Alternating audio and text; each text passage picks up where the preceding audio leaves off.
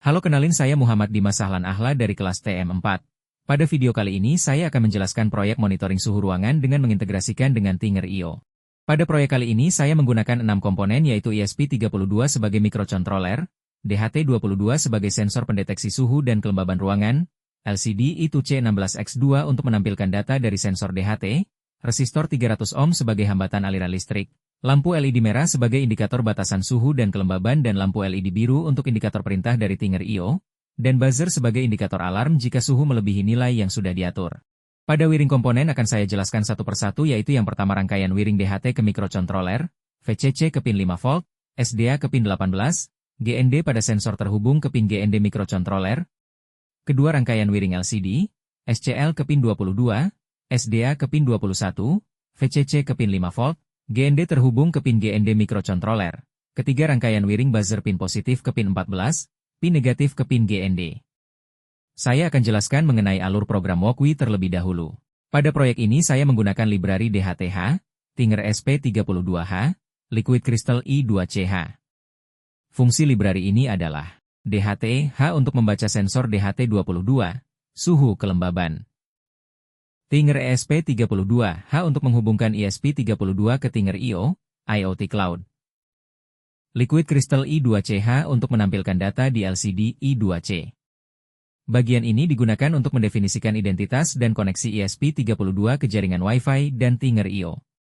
Lalu penentuan pin saya menggunakan pin 32 untuk LED merah, pin 33 untuk LED biru, dan pin 14 untuk buzzer, sesuai rangkaian wiring yang kita buat.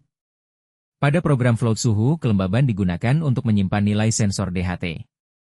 Suhu threshold digunakan sebagai variabel batas suhu untuk menyalakan alarm, LED, buzzer. Sebagaimana saya menggunakan batas 28 Celcius untuk batas maksimal suhu. Last update digunakan untuk mengatur interval update LCD, 2 detik sekali. Serial, begin digunakan sebagai inisialisasi serial monitor untuk debugging. Lalu pin mode output mengatur pin LED buzzer sebagai output. DHT begin, LCD init, LCD backlight, digunakan untuk memulai sensor DHT dan LCD. add_Wi-Fi untuk menghubungkan ESP32 ke Wi-Fi melalui Tinger IO. Untuk kedua program ini digunakan untuk menyiapkan resource IoT, dengan perintah bahwa LED biru bisa dikontrol dari Tinger. Lalu Walkway dapat mengirim data temperature humidity ke cloud dari Tinger IO. Handle untuk memastikan koneksi dengan Tinger tetap aktif. Lalu untuk logika program, ESP32 akan membaca sensor setiap 2 detik, milis, last update. Lalu mengecek apakah sensor berhasil membaca data. Setelah itu ESP menyimpan hasil pembacaan ke variabel suhu. Lalu ESP32 menampilkan suhu kelembaban di LCD. Logika program selanjutnya untuk mengontrol alarm yaitu, jika suhu di atas 28 derajat Celcius LED merah dan buzzer menyala. Jika suhu di bawah 28 derajat Celcius keduanya mati. Last update milis untuk menyimpan waktu update terakhir agar loop LCD sensor berjalan setiap 2 detik. Pada platform Tinger IO ini dapat digunakan untuk mengontrol ESP32 maupun menerima data dari ESP32. Untuk proses pengintegrasian antara Tinger IO dan Walkway yang pertama, kalian bisa membuat akun pada platform Tinger IO. Setelah akun dibuat, kalian tambahkan device pada menu device, klik add device, masukkan device ID dan kredensial sesuai keinginan Anda.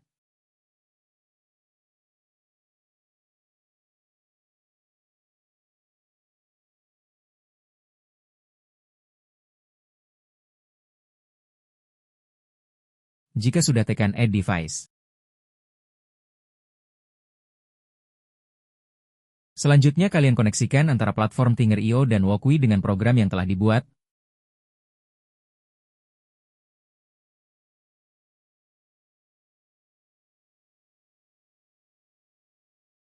Pada program ini kalian isi username sesuai nama akun yang kalian buat, lalu device ID dan kredensial yang barusan kalian buat.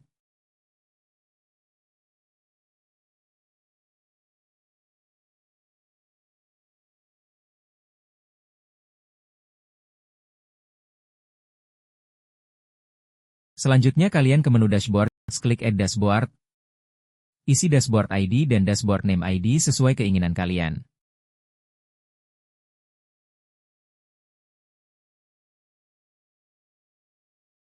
Jika selesai, kalian masuk ke dashboard yang sudah kalian buat, Tambahkan widget dengan klik gambar pensil di kanan pojok atas, dan klik Add Widget. Isi judul dan subjudul widget sesuai keinginan kalian. Pilih tipe widget yang kalian inginkan. Klik Data Source, pilih Form Device Resource, lalu pilih device yang akan kalian gunakan pada widget tersebut. Selanjutnya isi resource name sesuai keinginan Anda. Pada resource name ini harus sama dengan program kalian di Wokwi agar widget dapat digunakan. Jika selesai, klik Save.